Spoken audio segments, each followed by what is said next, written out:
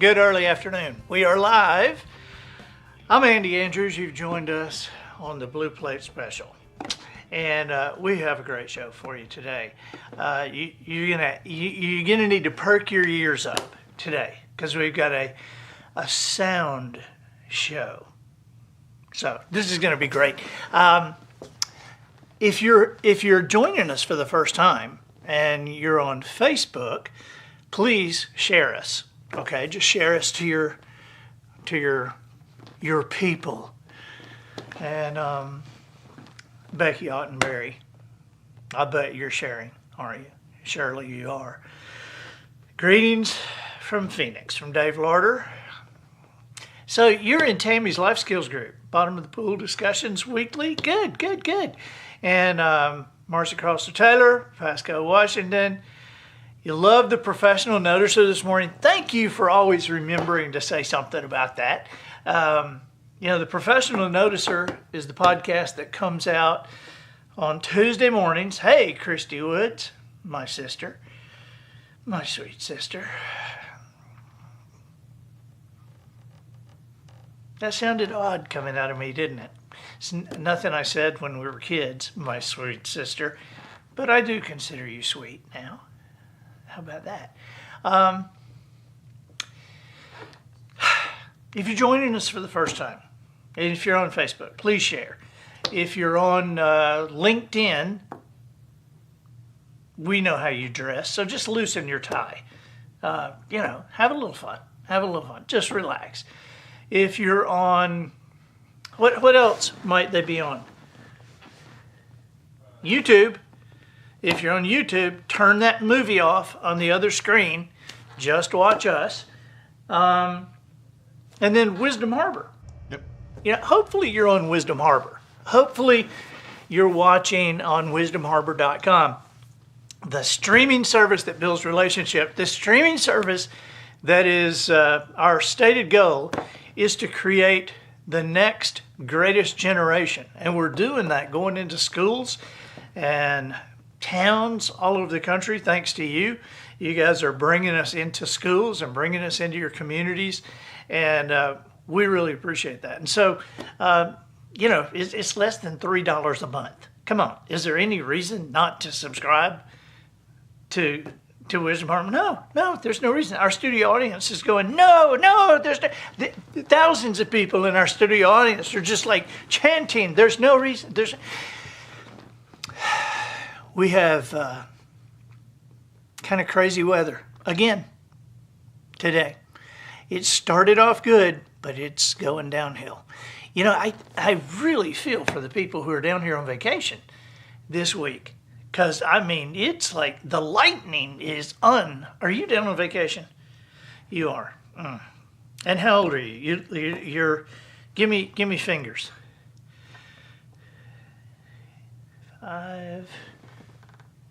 How many fingers are you? You're 7? No. You're 12. You're 21. I see. I can't read that, Julie. I see a 2 and a 1. You're 3. Wait. Oh. You're 17. What is this? What is this? I'm 17. Oh my God. Well, I'm sorry about your vacation down here in the rain, but you're getting to see lightning like you've never seen before. It's just unbelievable. I had friends that got caught out in it fishing the other day. My son, Adam, was caught out in it with a charter, and but of course it didn't bother him. It didn't bother him because he's crazy. And, I was in a situation with Adam one time, and I said, isn't this dangerous? And he said, yes, sir. I said, well, you don't seem very scared. He said, what are we going to do? I'm like, okay, all right. Just be calm, I guess. Miss Ward says your daughter's in Panama and is watching. Hey, Jessica Arona. How you like the shirt? You know, my shirts are provided by Sand Dollar Lifestyle, the cornerstone of the Wharf. But this one was not. This one I had in my closet, and I just liked it. I hadn't worn it in a long time. This is my Alaska shirt. You know, when I've gone to Alaska several times, and so I get one shirt when I go. Polly gets a fur coat, I get a t-shirt. That doesn't seem very fair to me, but that's the way my life goes. Yeah, I wonder, in the lightning and in the this hail we've had, I wonder what's going on with the ospreys. You know, because the ospreys are in nests that are in the wide open. Have you guys seen the osprey nest that's right here at the wharf? I mean, it's the opposite end of the wharf from the marlin statues. It's as you're coming in, and you can see it from our balcony here. Look that way or walk up there, and you can see the babies are already gone. The babies, I took a picture of the mom and the 3 babies, and man, they grew fast. I mean, they were fuzzy-headed things just above the nest, and then they were sitting on the edge of the nest with their mom and stretching their wings, and I hadn't seen them at all in the last 5 or 6 days. So they're gone. And I asked the mom, I said, where have they gone? How are they eating? What are they doing? She said, that's their problem. That's what she said. Who is saying hello from Troy? Becky Ayers, hello from Troy. You're enjoying the break in the storms. Yeah, man. It is crazy. It is crazy. Okay, you ready for some sounds? We got to thinking about this the other day. I was walking with Austin a while back, and I realized I had been talking to one of his older friends, and they said, you know, I bet Austin has never heard a busy signal. And so we were walking, and I said, Austin, have you ever heard a busy signal? And he said, what is that? I said, seriously, not only have you not heard one, you don't know what one is? He said, no, sir.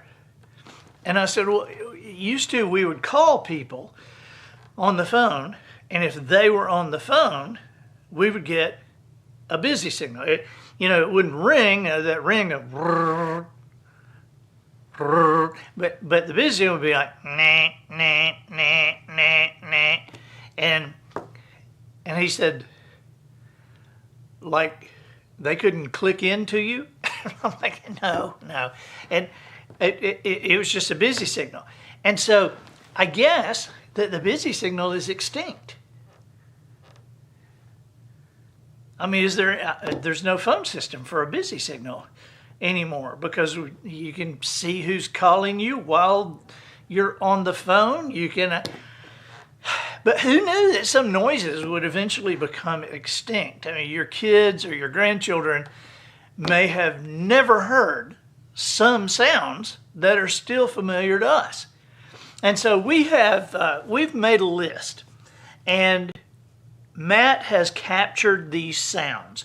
A couple of sounds are in commercials, okay? And so we'll play the commercial, I hear the commercial, but otherwise we've tried to just capture the sound. Now, the first one, the formerly familiar swoosh on a rotary dial phone. You know, when somebody would, and then dial it clockwise to the finger stop, and then click, click, click, click, click, as that dial returned counterclockwise to the starting position. That's it. That's a sound that I remember, but I guess it's a sound my boys will never hear. Can we hear that sound, Matt?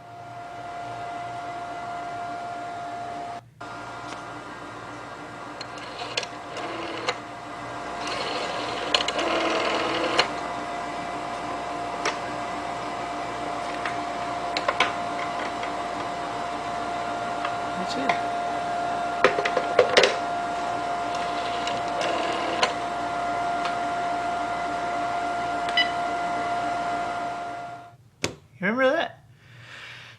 And it had the 1 through 0, and you stick your finger in the hole and go, zzz, and it would stop it on that number, and then you let it go. But we would have to dial 7, 9, 4, 5, 2, 8, 1 to dial our home number when I was a kid. And that didn't include when you had to dial long distance. But most of us, we didn't have to dial long distance because we'd just call the operator. I'd like to place a long distance call, or I'd like to place a collect call. Another sound is the manual typewriter. Manual typewriters, they didn't have just one sound. They had an entire subset of sounds that it was just immediately identifiable. The keys clacked, when they struck the paper. The carriage lifted up with a clunk when the shift key was pushed, and then there's the ping of the bell warning you were nearing the end of the line, and that meant you had to lift your hand from the keyboard and swipe it. That carriage return lever made sort of a zip noise as you pushed the carriage back to the starting position. But there was a whole bunch of sounds with that. Let's hear that.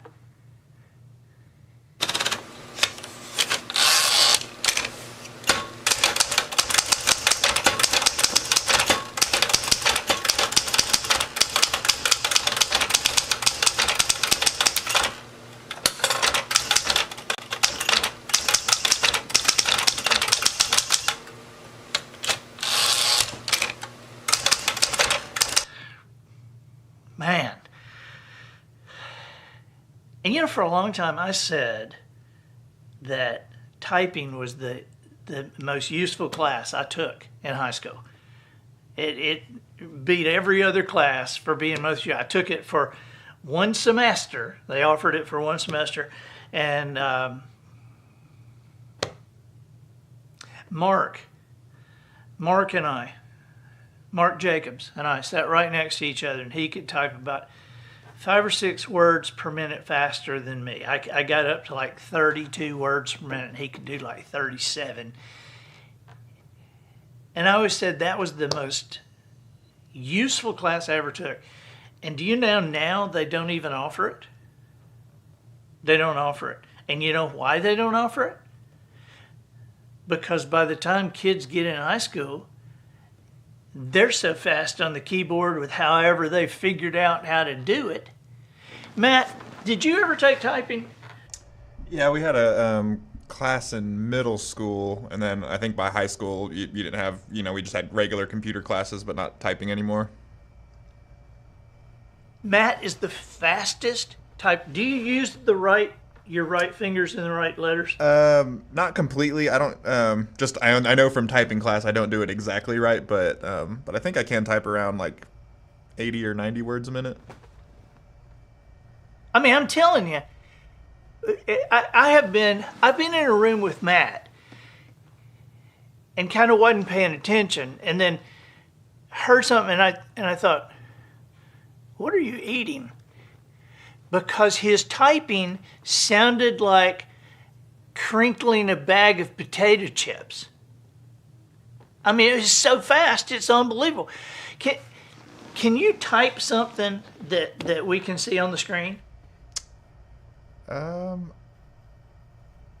not sure if you how to can't, do that. We're going to do a video of Matt typing. Oh no, I'm going to do so bad on that. No, everybody's watching me. Can you do it? I don't know if there's a way I can share my screen into the stream. We'll do a video for Thursday. We can do that, though. We'll do a video for Thursday. All right. Tune in on Thursday. It's Wisdom Harbor Day on Thursday on the Blue Plate Special. And we'll have a special presentation. Matt typing 80 to 90 words a minute with the wrong fingers. So, and I used the right fingers, and I'm probably still right at 32. David and Shelley Hess. Yep. Great memories of these sounds. Typing classes were loud, weren't they, Marcy Taylor? All right, the coffee percolator. Remember that? Remember the bloop of that old school coffee percolator, and that's it.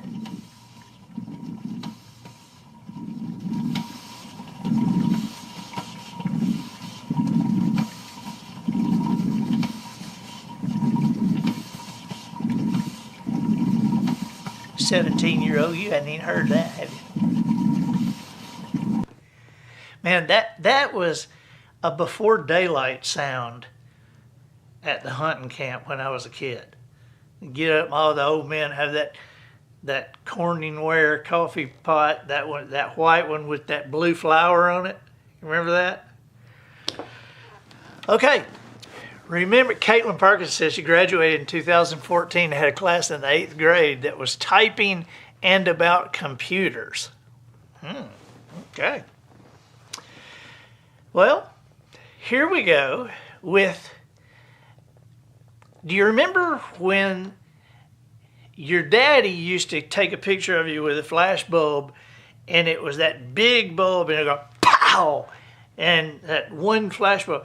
But you remember when they came out with that Instamatic flash bulb that had 4 of them, and it would rotate, and you could do that rapid fire and this Instamatic camera was equipped with this cube, and at any gathering, any kind of party or game or anything, that was the sound. It was this technological breakthrough to be able to snap off 4 photos in rapid succession. And you didn't have to pause. You didn't have to install a new flash bulb. And the great thing about it is when you got through, you could put a little string on it and hang it on your Christmas tree. It was like a little decoration. Let's hear the commercial for that flash.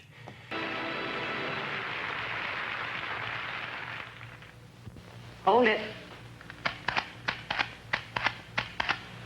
Isn't that wild? I just took 4 flash pictures without changing bulbs with Slovenia's fantastic new invention, the Blue Dot Flash Cube. Just pop one on any new Flash Cube model camera and shoot. With the Slovenia Blue Dot Flash Cube, you're always ready for the great shots that used to get away. So I bought lots of them. Maybe I'll stuff Christmas stockings with them. Oops. What about regular flash cameras? Slovenia Blue Dot Flash bulbs. When the dot is blue, the bulb is good. Blue dots for sure shots. So for regular flash cameras, Blue Dot Flash bulbs. And for new Flash Cube model cameras, Blue Dot Flash Cubes. Slovenia Blue Dot Flash bulbs or Flash Cubes. Isn't that wild? I think it's wild how she said the word wild. Isn't that wild? You know, those make me think of, isn't there some movie where there's like a dark room and there's like a killer in the room and there's a guy who's in like a wheelchair or something and he keeps clicking the camera to try and blind him? You remember that? I know it was a black and white movie. I remember seeing it when I was a kid. I don't remember that, but if we can't figure out what it was, we're going to write that movie. Okay. That's a great one. I'm sure someone will tell us in a minute. Isn't that wild? Okay. Number 5, we have the TV channel selector knob. Remember when people asked, do you have when I was a kid, people say, do you have a remote control? And I say, in our house, yes, we have a remote control. Its name is Andy. It's like, Andy, turn to the channel. Andy, turn to channel 5. Andy, turn to channel 12. I mean, when the announcers of years ago used to tell viewers, don't touch that dial, that's what they were talking about. They were talking about the channel selector knobs that were found on the TV set. And the standard TV dial went from 2 to 13, and you had to click on each number as you searched for one of the 3 channels that broadcast in your area. Unless you live in a small town, which meant you probably only got 2 channels unless somebody went up to the roof and moved the antenna. So there's a lot of clunk, clunk, clunking interspersed with staticky sound that we call snow on the blank stations. All right, let's hear this. It's classic knobs.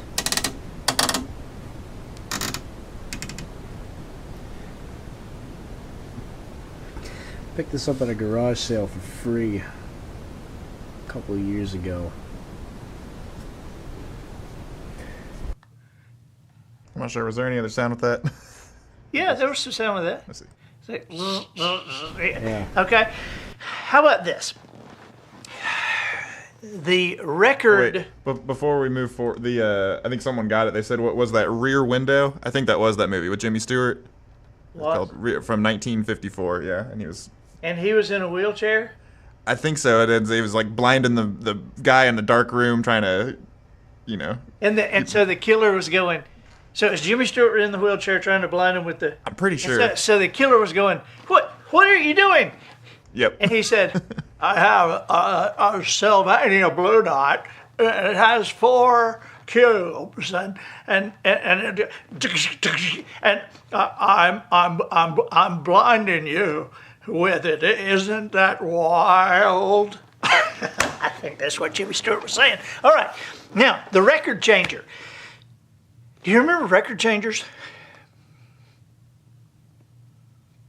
Record changers. It's like the stereo thing, but before you got a stereo that kind of did it automatically, you had record changers, and it allowed you could stack a selection of albums or 45s. And do you know what 45s are? Do you know what you don't even know what albums are? And it would keep dropping them, and each record would make this soft slap as it dropped onto a turntable, and a series of clicks followed as the remaining records adjusted into place, and then the needle arm swung over and lowered the needle into the outer grooves of the record, and you'd hear this little scratch as that needle, they call that needle a stylus, the needle settled into the vinyl, and then finally the music began. Let's hear how this sounds. What is this thing? I don't know. I mean, what is this? A DVD. No, it's a record. A record. And this is a record player. A record player. Yes. Can I open it up? Here, let's open it up, and we'll get you to play it. Well, here, let me show you what to do. Here, take this. Take this. All right, take the record out. Here, let me get this thing ready. All right, now, tell you what I want you to do. Hold this record up on top of this little gizmo, like this. Can you hold this up here like this? Yeah. Hold like see, like that. Here you go. Now, slide that bar over with the other hand up on top of the record. So all the way over, all the way over, all the way over, all the way up. Now look, it's holding that record up in the air.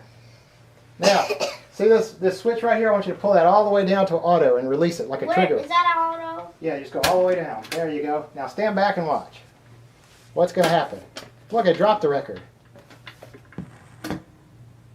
What do you think's going to happen? Speakers. Yeah. That's music. Yes, that's music. What is this called? This is Don't Stop Believing. But congratulations, you're probably the only 7-year-old who's played knows how to operate a record changer. I'm 7. Yes. Congratulations, you're the only 7-year-olds operated a record changer. Okay, do you remember the gas station driveway bells? They had these back in the day when all gas stations were full service. I mean, it was all, and there was a thin black hose that snaked across the pavement. And I mean, that hose was as familiar as the fuel pumps. And when a vehicle drove over the hose, this loud ding ding, it, alerted the attendant that they had another customer. And Gomer Pyle would come out and say, you need gas? Or you need water and oil? Water and oil. Water and iron's free. We do make a charge for gas, though. And he would come out and take your money and let's hear the bell.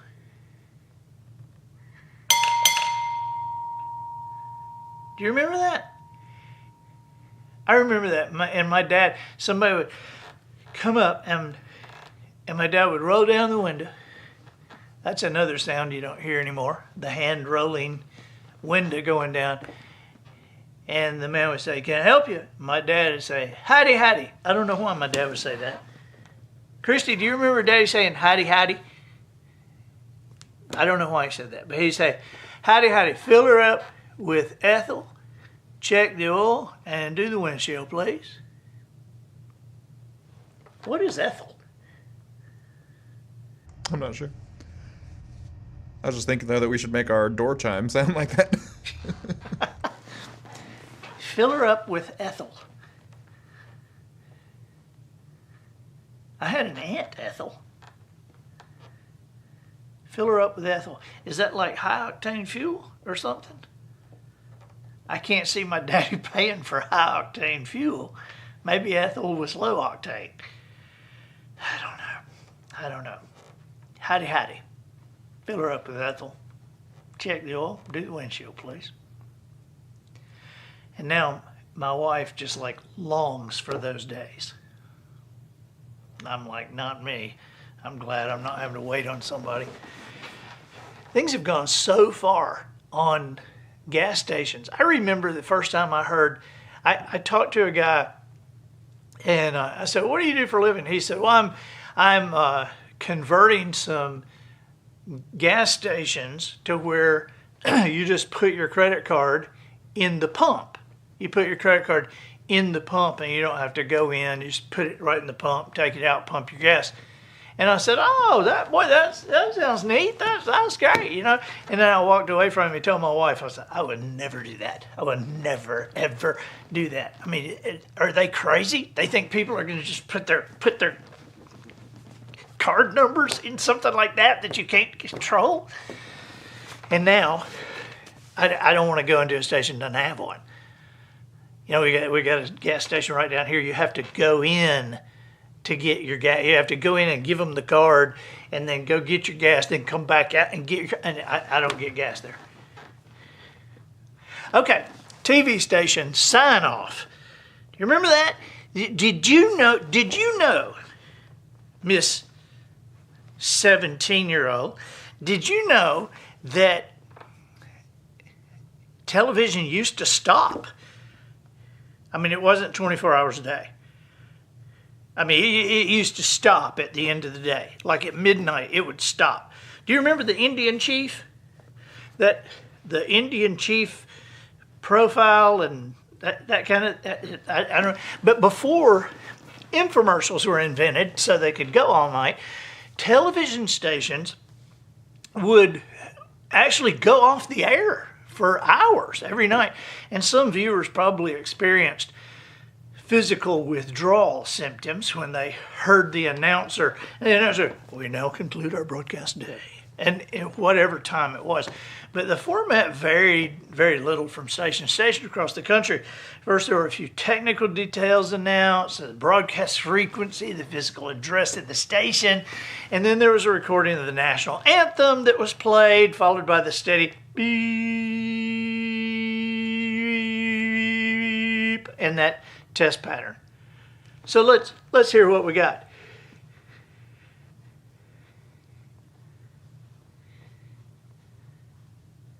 Concludes another day of 5:30 First News. This concludes another day of service by WRAL Television, Channel 5 in Raleigh, North Carolina. This station is owned and operated by Capital Broadcasting Company, Incorporated, with studios and offices at 2619 Western Boulevard in Raleigh, North Carolina, and with transmitter at Auburn, North Carolina, transmitting 100,000 watts visual and 15,000 watts oral circular polarization. Our studio to transmitter visual link is KIW 46. As we conclude this day of service to the heartland of North Carolina and Southside Virginia, the management and staff of WRAL Television very much appreciate your interest and wish for you and yours a very pleasant good night. And now, ladies and gentlemen, our national anthem.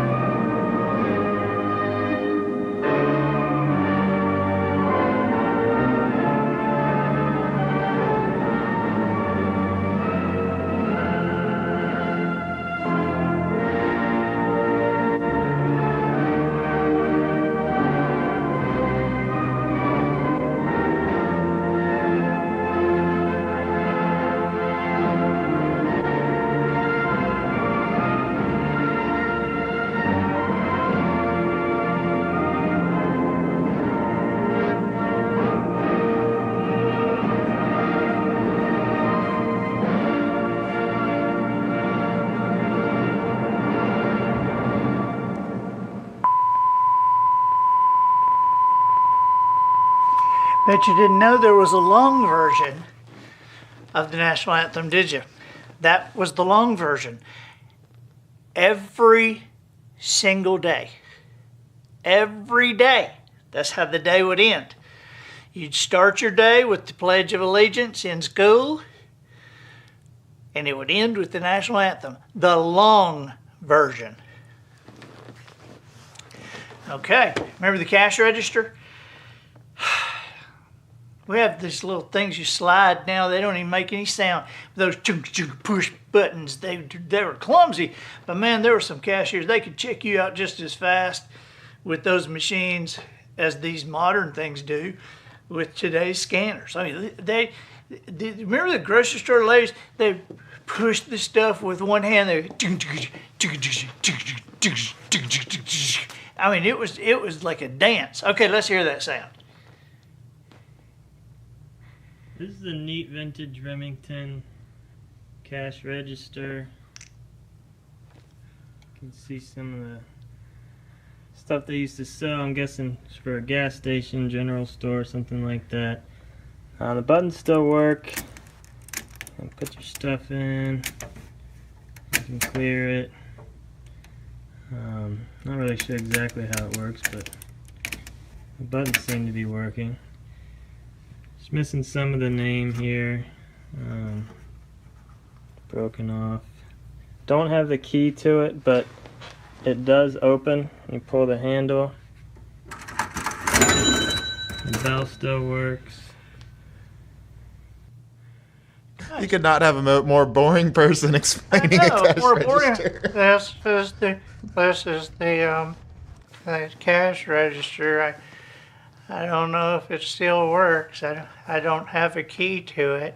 Looks like it's locked, but good grief. But you got to hear that thing coming out.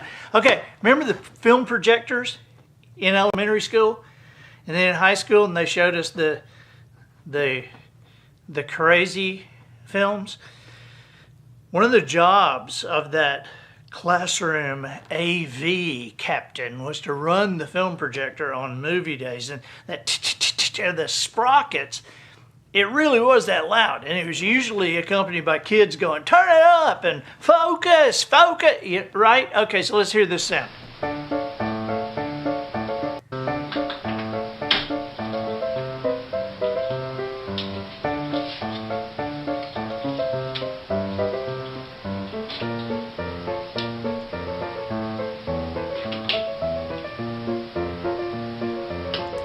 Opening the machine, he's loading the tape in. Opening the machine, laying the tape in. Remember at the end when that tape would whip around? There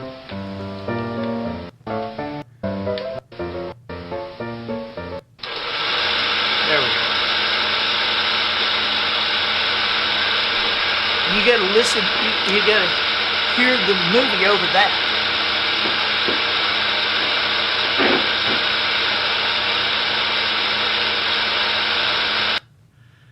That's pretty loud. I mean, that when I was in high school, that's what we watched sex education classes on. And when I was in sex education, you know, when I was in high school, sex education was stay away from bad boys and girls. That was pretty much our sex education. You know, that was pretty much it. Stay away from girls who smoke cigarettes. That was pretty much it. You know, that was sex education. Okay, a broken record. Remember when you hear your mother say, come on now, you're sounding like a broken record. Okay, that's because you're asking her over and over and over for something.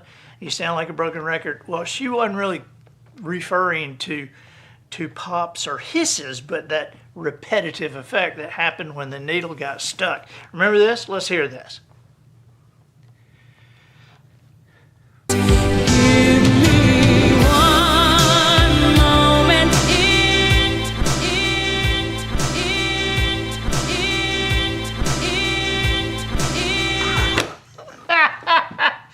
Do you guys remember that? Oh man, that's why you're so careful not to scratch your record. Because you scratch the record, you're gonna get that. One moment and okay. Now, here's Austin's busy signal.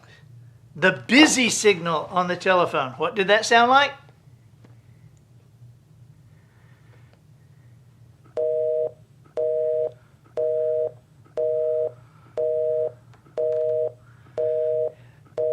Remember, after you'd hear that 4 or 5 times, you go, are they ever going to get off the phone? Have they just put the phone off the hook? Have they just left the phone off the hook? Yeah, I remember hearing busy signals, but that was from, usually it was due to when internet first came out, and you'd take up your phone line to be able to connect to the internet, and then, you know, you'd be like, okay, well, you can only be on the computer for 30 minutes because, you know, grandma's calling later, and you got to keep... All right, I got one last one, and you're going to love this. And you, my 17-year-old, will have heard about this sound, okay? But you will probably not have heard this sound. Now, don't play it until I'm ready for it, Matthew. Everybody knows about Tarzan. Everybody knows Tarzan. Probably more people have heard Carol Burnett's Tarzan yell. Oh, that's what, you know, she would do. But when I was a kid, Johnny Weissmuller was Tarzan. And Johnny Weissmuller had been a gold medalist in the Olympics in swimming. And he was Tarzan. And the Tarzan yell that he did, it would make your skin crawl. And you just knew this was the real jungle. And this was the real Tarzan, not the pretend Tarzans that they would put on television. This was the real movie Tarzan, the real one that came from the jungle. So if you remember like I do, Johnny Weissmuller's Tarzan yell, this is the real one.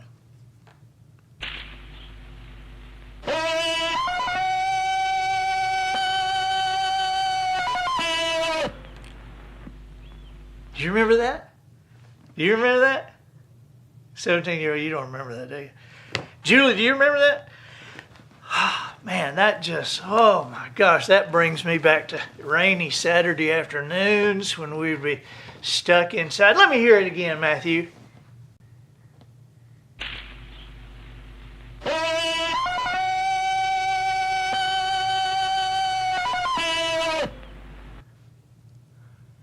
That's just the best. That's just the best. Well, that's it.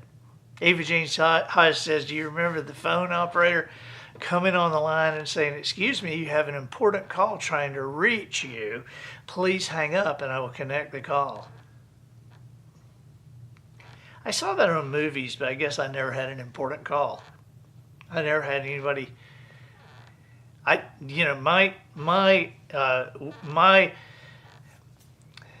dialogues with the operator were pretty much her telling me to put more money in. Please add 25 more cents or we will be disconnecting you. Renee Latta says she misses calling the operators. Yeah, I miss talking to the operators. I do, I guess. Okay, well, that's the show for today. Matt, get ready on that Tarzan yell, because I want that to end the show. We'll see you on Thursday, where we'll have another batch of silliness or seriousness here on the Lunchtime Observations, Learning, and Laughter.